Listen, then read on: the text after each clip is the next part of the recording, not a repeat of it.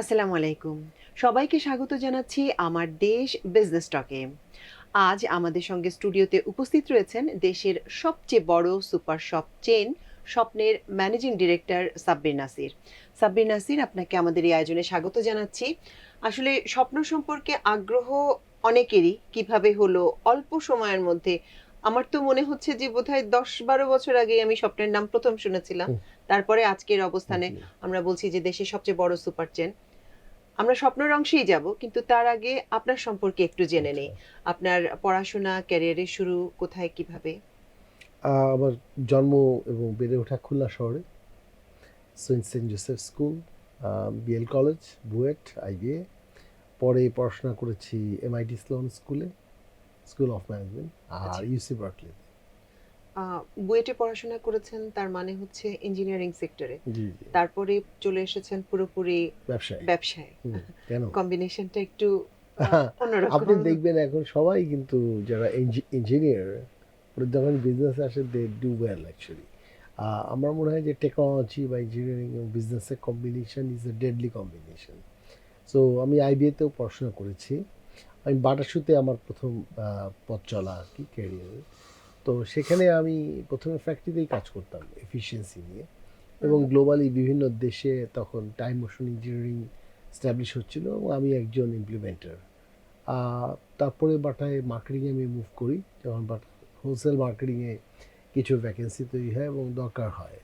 So এখান থেকে আমার মার্কেটিংয়ে মুভ করা। সো মার্কেটিংয়ে যখন আমি যাচ্ছি তখনই আমি দেখেছি ওই সময় ফার্নান্দো গার্সিয়া নামে একজন কান্ট্রি ম্যানেজার ছিলেন, Colombian. I was very impressed by him and he was like my first idol, যে এরকম একটা কান্ট্রি ম্যানেজার হতে হবে। কারণ হচ্ছে he handles so many data and so many things and he strategizes the business. So I thought যে এটা বোধহয় আমার জন্য রাইট ডেস্টিনেশন। সো আমি কিন্তু লক্ষ্য ঠিক করি ওই সময়, সেই 1996 সালের কথা, এবং আচ্ছা, 2006 সালে আসলেই আমি একটা কোম্পানি সিও হই 10 আচ্ছা। বছর পরে। আ সো এরপরে আমি দেশের বাইরে যাই, আমি অ্যাঙ্গোলাতে ইউনিলিভারের অপারেশন সেট আপ করি।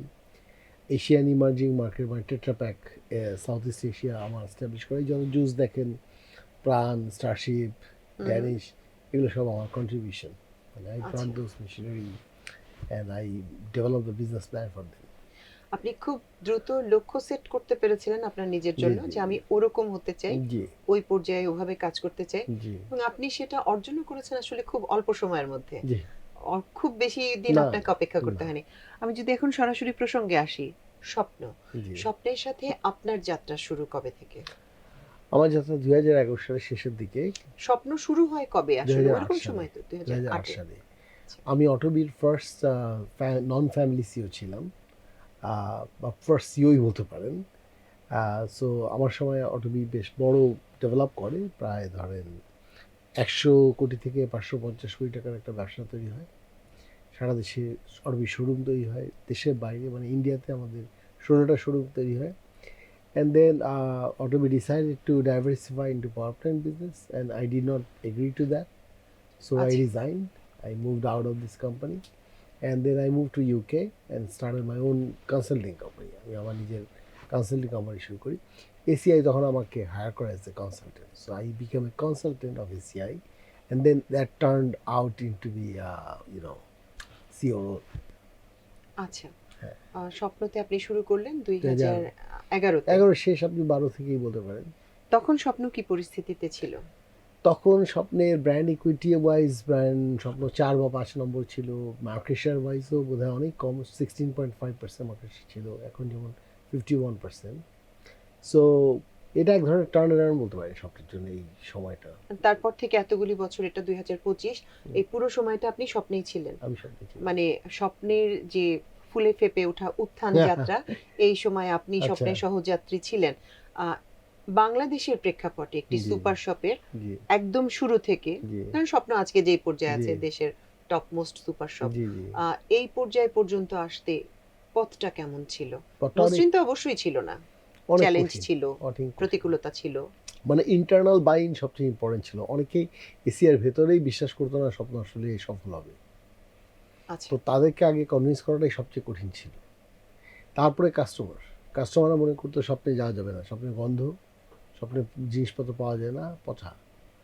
এটা ছিল কাস্টমারের পয়েন্ট অফ ভিউ থেকে, ইটস এ ডেডলি প্লেস, হ্যাঁ, এটা বাজে, যাওয়া যাবে না। থার্ড হচ্ছে investors, they were not interested. So এরকম একটা supplier didn't want to supply to Shwapno. তো মৌলিক জায়গাতেই সমস্যা ছিল, মৌলিক জায়গাতেই সমস্যা। সো আমি প্রথমে যেটা করছি, আগে স্টোরের বেসিকটা ঠিক করেছি, হাউসকিপিং ঠিক করা, এমপ্লয়ীদেরকে কনভিন্স করা যে yes you can, and I train them hard, I press them hard, and প্রচুর কারাপশন ছিল যেগুলো কাট ডাউন করেছি। So I was a very tough and hard guy. And then সাপ্লায়ার্সরা দেখলো যে না, কাস্টমাররা তখন আসা শুরু করেছে। We set the strategy right. যেমন আমরা বাইরে থেকে আমাদের গরুর মাংসের দাম কম ছিল, চালের দাম কম ছিল, কোয়ালিটি বেটার ছিল, এভাবে কাস্টমারদের আমরা টেনে নিয়ে আসি যে সুপার শপ যে এক্সপেন্সিভ, এই ধারণাটা ভেঙে দিই। কাস্টমাররা যখন আসা শুরু করেন, সাপ্লায়াররাও ইন্টারেস্টেড হয় প্রোডাক্ট দেওয়ার জন্য। And working capital cycle manage করাটা কঠিন ছিল, ওটা আমরা করেছি ভেরি ক্রিয়েটিভ ওয়েতে। সো এই যাত্রায় যখন স্বপ্নে আসা শুরু হলো, মানুষের আস্থা ফিরে আসলো, তখন ইনভেস্টাররাও ইন্টারেস্টেড হলো। তারপর আমাদের মার্কেট শেয়ার আস্তে আস্তে বাড়লো, কিন্তু ব্র্যান্ড ইকুইটি উঠছিল না। তখন আমরা স্বপ্নকে রিডিজাইন করি। আপনি গুলশান একে যদি স্বপ্নটা দেখেন, আগের স্বপ্নগুলো এরকম ছিল না, খুব বেসিক ছোটো ছোটো স্বপ্ন ছিল।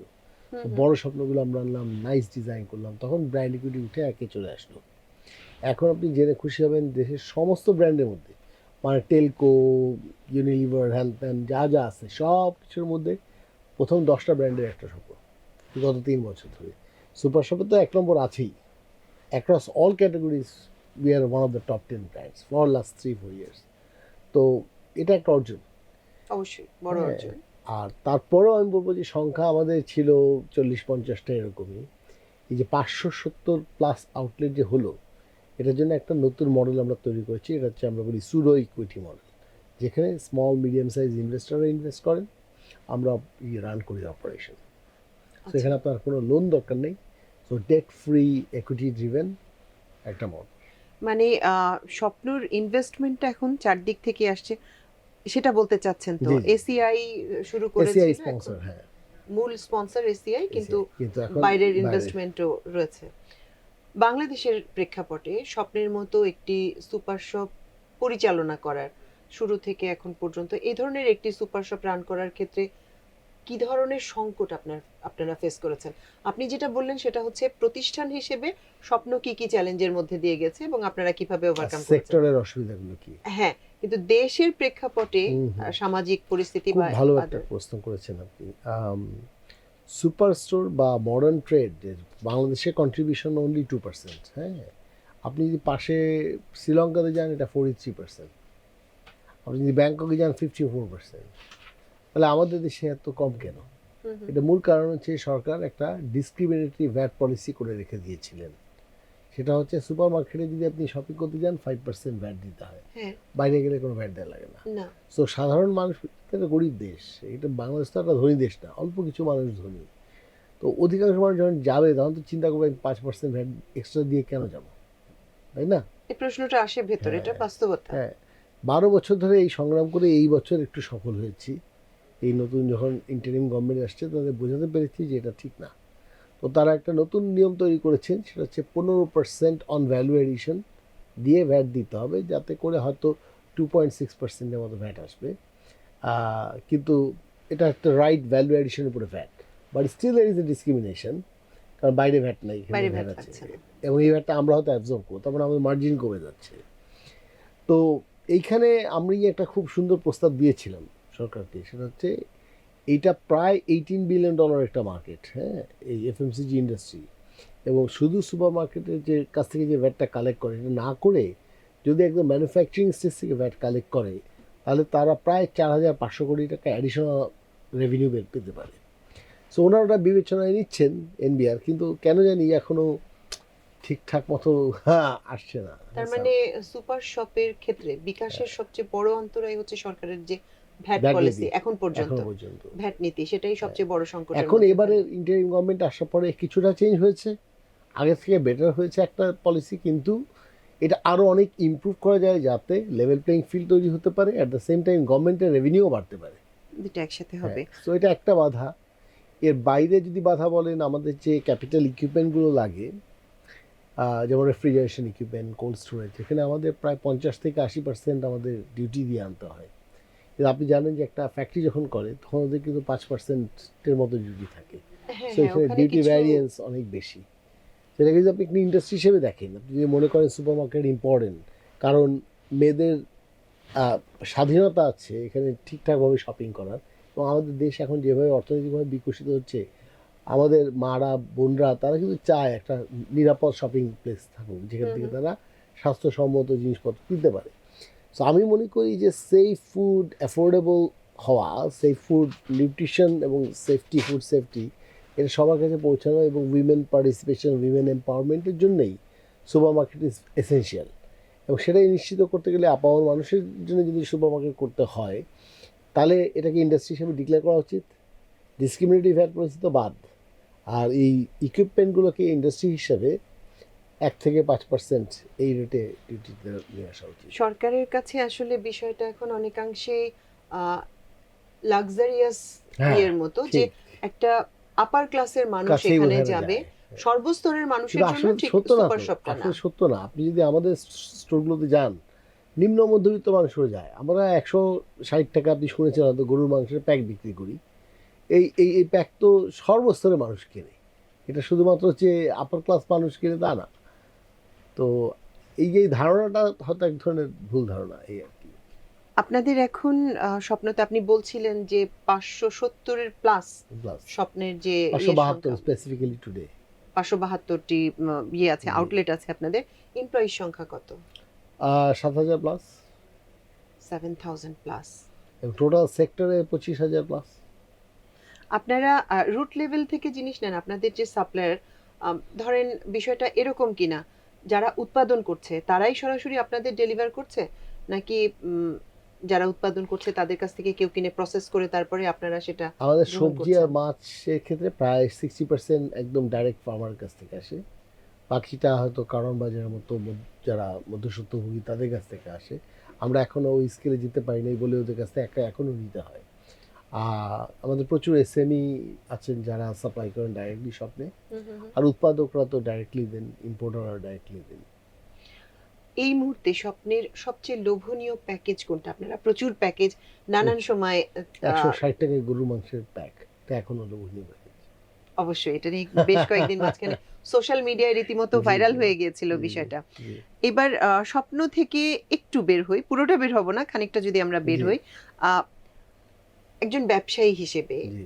সুপার শপে আপনার সেক্টরের অংশ জি। থেকে আপনারা সরকারের কাছ থেকে কি ধরনের সহযোগিতা আশা করেন? আমি যদি স্পেসিফিক করি, বাজেট থেকে আপনারা কি ধরনের বরাদ্দ চান বা সহযোগিতা চান, ওই বিষয়ে আপনাদের ভাবনাটা কিরকম? মানে আমার মনে হয় যে আমরা একটা ভ্যালু চেইন তৈরি করছি, ফুড ভ্যালু চেইন, যেটা কিন্তু সেফ, ট্রান্সপারেন্ট, নিউট্রিশাস এবং যেটা ফেয়ার। কেন ফেয়ার বলছি? কারণ আমরা দেখেন ইন্টারমিডিয়েটদের বাদ দিয়ে ফার্মারদের কাছ থেকে যখন ডাইরেক্ট আনি, 11 থেকে 15% ভ্যালু আমরা ক্যাপচার করি ওখান থেকে, যার 7 থেকে 8% ফার্মারকে দিয়ে দিই। সো ফার্মাররা কিন্তু এখানে রিচার হচ্ছেন, হ্যাঁ, আবার কনজিউমাররা বেনিফিট পাচ্ছেন। এই জিনিসটাকে যদি মাথায় নেন, তারপরে স্বপ্ন হচ্ছে প্রথম সুপার শপ যারা বা রিটেল, যেখানে 10% কোটাই আছে যারা ডিফারেন্টলি এবল, আপনার ডিসেবিলিটি Visible যেমন, যারা। তাদের জন্য আছে। এরকম অসংখ্য গুডনেস আপনি দেখবেন এই ভ্যালু চেন আমরা ডেভেলপ করছি, এবং এটা একটা ট্রান্সপারেন্ট ভ্যালু চেন সরকারের জন্য। বাজার পরিস্থিতি নিয়ন্ত্রণের জন্য আমরা সবচেয়ে বেশি রোল প্লে করি। দেখবেন যে অনেক সময় দাম যখন বেশি, আমরা ট্র্যাক করি, সোর্স থেকে কিনে দামটা কমিয়ে দিই। রমজানের সময় দেখবেন আমরা সুপার মার্কেট অ্যাসোসিয়েশন থেকে বিভিন্ন জিনিসের দাম কমিয়ে ফেলি, তার ফলে অন্যরা বাধ্য হয় দামটা কমাতে। সো বাজার নিয়ন্ত্রণের জন্য সুপার মার্কেট বা মডার্ন ট্রেডের বিকল্প নেই। এখন এটাকে প্রমোট করতে হবে সরকারের। এটা প্রথমত মাথায় নিতে হবে, এটা বড় লোকের দোকান না, এটা সবার দোকান, এটা প্রমোট করতে হবে। কারণ আপনি ইন্দোনেশিয়াতে গেলে 20,000 পাবেন সুপার স্টোর, আমাদের এখানে সব মিলায় কেন 1-2 হাজার? কেন এটা হচ্ছে না? কেন? তো এটা করতে গেলে প্রমোট করতে হবে ইন্ডাস্ট্রি। কোনো ইন্ডাস্ট্রি সরকারের সুবিধা ছাড়া, সরকারের নীতিমালা ছাড়া সম্ভব না। সো ডিসক্রিমিনেটরি ভ্যাট পলিসি, যেটা আমি আপনাকে বললাম, বাদ দিতে হবে। ইকুইপমেন্টের উপরে ডিউটি কমাতে হবে। এখন যেমন দেখবেন জুট ব্যাগ আমাদের বলছে দিয়ে দিতে হবে, তো জুট ব্যাগ তো কাস্টমার নিতে চায় না। না, তাহলে খেতে হয় চায় আপনি না। সাবসিডি দেন, নয়তো ওইটা ইন্ডাস্ট্রি যাতে ডেভেলপ করে সেইখানে সাবসিডি দেন, তাছাড়া তো এটা সম্ভব না।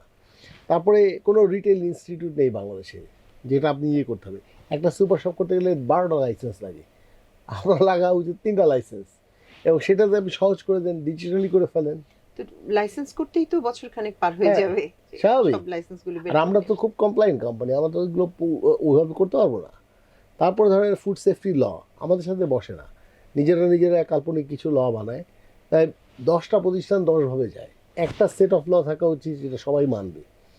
যেমন গ্লোবাল গ্যাপ বলে একটা প্রিন্সিপাল আছে, সারা পৃথিবীতে সবাই ফলো করে, যাতে আপনি যেই শস্যটা খান হুম হুম। এটার মধ্যে কোনো পেস্টিসাইড রেসিডিউ নাই। আমরা নিজেদের উদ্যোগে কিন্তু 8টা প্রোডাক্টের উপর আমরা অলরেডি সার্টিফিকেশন নিয়েছি, আমরা 50 জন ফার্মারকে সার্টিফাই করেছি। এটা তো আপনাদের কাজ না, এটা আমার কাজ actually না তো, সরকারের কাজ। সরকারের কাজ। এখন আমাদের মাধ্যমে যদি করেন তাহলে সাবসিডি, কারণ এত টাকা আমি কোথায় পাবো এই যে ট্রেনিং দেওয়া, সার্টিফিকেশন না। তো এইসব জায়গাতে অনেক সহযোগিতা দরকার, একটা ভালো আমি বলবো যে ল্যাব দরকার, ল্যাবরেটরি দরকার, যেখানে আমরা সব প্রোডাক্টগুলো টেস্ট করতে পারবো, অ্যাক্রেডিটেড ল্যাব, এবং প্রচুর দরকার বাংলাদেশে। এগুলো হচ্ছে না। ইনফ্রাস্ট্রাকচারে কোল্ড চেইন যাতে ডেভেলপ করে, যেমন ধরেন কোল্ড স্টোরেজ এখনও গুটি কয়েক মানুষের হাতে সিন্ডিকেট হয়ে যায়। হ্যাঁ, একদম এখানে সিন্ডিকেট। এখানে কিন্তু সরকার ইচ্ছা করে নিজেরাই তাদের একটা কোল্ড স্টোরেজ তৈরি করতে পারে, এবং ট্রান্সপারেন্ট হিসাব রাখতে পারে যে ঠিক আছে সুপার শপ তোমরা কৃষকের কাছ থেকে কিনছো কত টাকায়, এবার এখানে রাখছো কতদিন, সেখানকার খরচ কত, তাহলে তোমার লাভ কত, এই ট্রান্সপারেন্সি আনা যায় না। খুব এইসব কঠিন না।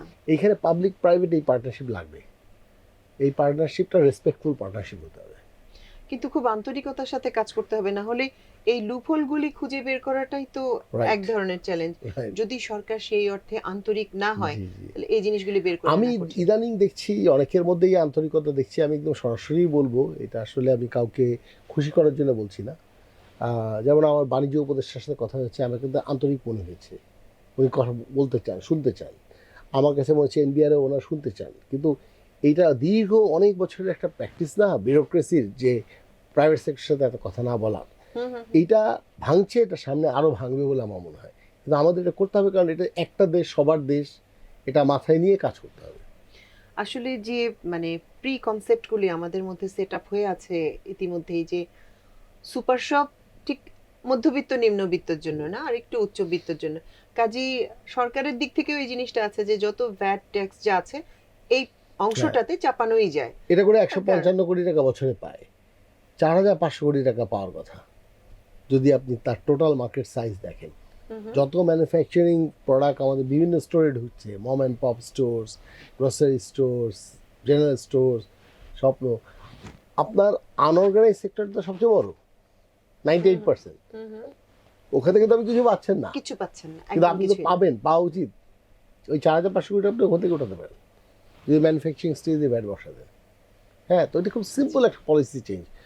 অনেক ইন্ডাস্ট্রি আছে, ফার্মাসিউটিক্স আছে, টোবাকোতে আছে, এখানে অ্যাপ্লাই করে দেওয়া যায়। তো এগুলো কিছু কিছু পলিসি ডায়ালগে একটু শোনা, একটু মন দিয়ে শোনা, যে আসলে কি একটু আউট অফ বক্স চিন্তা করা, এটা যদি সরকার এবং আমাদের সাথে বসে এগুলো করা হয়, আমার মনে হয় যে ওনাদেরও রেভিনিউ বাড়বে, স্বচ্ছতাও বাড়বে, ডিসক্রিমিনেশন কমবে, বৈষম্য কমবে, সবার জন্যে সব জায়গায় আধুনিক শপিংয়ের ব্যবস্থা হবে, যেখানে আপনি দেখবেন যে সেফ ফুড পাওয়া যাবে, নিউট্রিশনের প্রবলেম সলভ হবে। এই যে গরুর মাংস তো খেতে পারতো না মানুষ, হ্যাঁ, প্রোটিনের এটা চাহিদা ছিল না, বাস্তবতা। হ্যাঁ, ফলের চাহিদা মেটাতে পারে না, জানেন পার ক্যাপিটা আমাদের ভেজিটেবল আর ফ্রুটসের কনজাম্পশন প্রায় 100 গ্রাম ইয়েতে পার ডে পার পার্সন কম। তো এগুলো তো অনেক প্রবলেম বাংলাদেশে আছে, আমরা জানি। 36%-এর উপরে আন্ডার 5 এজ চিলড্রেন স্টান্টেড, ম্যাল নিউট্রিশনে। হ্যাঁ হ্যাঁ, প্রচন্ড ভাবে। তা এগুলো তো সলভ করতে হবে। তা সলভ করতে গেলে মডার্ন সেফ শপিংয়ের ব্যবস্থা করতে হবে, যেখানে নিউট্রিশিয়াস ফুড পাওয়া যায়, এবং সেটা মনে করতে হবে যেটা একটা বড়লোকের ব্যাপারটা না, আধুনিকায়ন করার যুগে সবার জন্যে উন্মুক্ত করতে হবে এই বাজার, সবার জন্য একটা সঠিক বাজার ব্যবস্থাপনা আনতে হবে, এবং সেইভাবে চিন্তা করতে হবে। এবার যদি আমরা একটা প্রশ্ন করি, ধরেন একদম তরুণ একজন উদ্যোক্তা যদি স্বপ্নের মতো কোনো শপ চালু করতে চান, আপনাদের সাকসেসটা তো হিউজ স্কেলে, লার্জ স্কেলে, জি, এত বড় না, কিন্তু যদি ওই ধরনের একটা কোনো উদ্যোগ নিতে চান, তার জন্য আপনার পরামর্শ কি হবে? আমি মনে করি বাংলাদেশ এখনো খুবই একটা তরুণ দেশ, অবশ্যই। এবং অসংখ্য নিড চারিদিকে ঘুরে বেড়াচ্ছে, মানুষের প্রচুর নিড গ্যাপ আছে। যে কোনো নিড গ্যাপ নিয়ে যদি মানুষ সিরিয়াসলি চিন্তা করে যে আমি এটা সলভ করতে চাই, ইনভেস্টমেন্ট তার পিছন পিছন চলে আসবে। হ্যাঁ, ফার্স্ট থিং হচ্ছে you find a proper problem and you fix it right. আপনি কি আসলে এটাকে ঠিক মতো সলভ করতে পারলেন কিনা, এবং এখনকার যুগ টেকনোলজির যুগ। হুম হুম। সো টেকনোলজি দিয়ে অনেক কিছু করা সম্ভব বাংলাদেশে। আপনার কথা শুনে একটা জিনিস খুব মনে হচ্ছে, সেটা হচ্ছে আমরা প্রবলেম খুঁজি না, আমরা দেখি যে কোন জায়গাটা মোটামুটি বিকশিত আছে, সেখান থেকে কিছুটা কাজ করে সহজে আয় করা হুম, সম্ভব, ওই চিন্তা করে আমরা ব্যবসায় নামি, ঠিক তারপরে সেখানে ইনভেস্ট করি। ঠিক তার মানে দৃষ্টিভঙ্গিটা পাল্টাতে হবে, একটা যথাযথ সমস্যা খুঁজে বের করা, একদম তারপরে সমস্যা সমাধানে কি হতে পারে সেটাতে বিনিয়োগ করা। একদম আমার তাই মনে হয়। সেক্ষেত্রে আর কি দুপক্ষের জন্যই কাজটা হবে। আমি নিব কারণ আমি সমস্যায় আছি, আমি সমস্যাটার সমাধান চাই। হুম, আর আরেকজন আমাকে সমস্যাটার সমাধান হুম, বের করে দিচ্ছেন। একদম কাজেই আমি তাকে পে করছি। একদম বিষয়টা যদি এভাবে হয়। একদম। এবং সেটা শুধু ফুড না, ফুড, নন ফুড, এন্টারটেইনমেন্ট, মানে এন্টারটেইনমেন্টে অনেক কিছু করার স্কোপ আছে এখনো বাংলাদেশে। বাংলাদেশের মানুষ এখন আড্ডা মারতে চায় অবশ্যই। এবং লাইক মাইন্ডের মানুষরাই আড্ডা মারতে চায়। হুম, হুম, তারা একটু বসে চা খেতে চায়। হুম। আপনি একটা জায়গা জায়গাটা পাবেন প্রপারলি নেই। আছে জায়গাটি নেই। সারা বাংলাদেশ ভর্তি, আপনি এটা একটা চেইন করতে পারেন না। হ্যাঁ, যেখানে মানুষ একটু বসতে পারবে এবং ওই স্পেসটা দেখেন এটাই দেয়া আপনি হবে। আপনি অনলাইনে আপনি ফেসবুকে ঢোকেন, আপনার অপরিচিত লোক আপনাকে নক করছে, আপনার তো ভালো লাগে না। না, অবশ্যই না। তাহলে ফেসবুকের বিকল্প আরেকটা সাইট হতে পারে না, সেখানে শুধু লাইক মাইন্ডের মানুষরা আসবে। So there are many many opportunities you can see. সুযোগ অনেক, আমাদের আসলে একটু খুঁজে বের করতে হবে, একটু একদম মনোযোগী হতে হবে, একদম একটু সময় দিতে হবে হয়তো। একদম। আমাদেরকে এতটা সময় দেওয়ার জন্য সাব্বির নাসির, আপনাকে অসংখ্য ধন্যবাদ। অনেক কিছু জানতে পারলাম আমরা আপনার আপনাকে কাছ অনেক থেকে। ধন্যবাদ, আমার দেশকে অনেক ধন্যবাদ। আমার দেশ শব্দটা আমার খুব ভালো লাগে। এটা আমার থেকে আমার মনে হয় আমাদের দেশ হলে আরো ভালো হতো।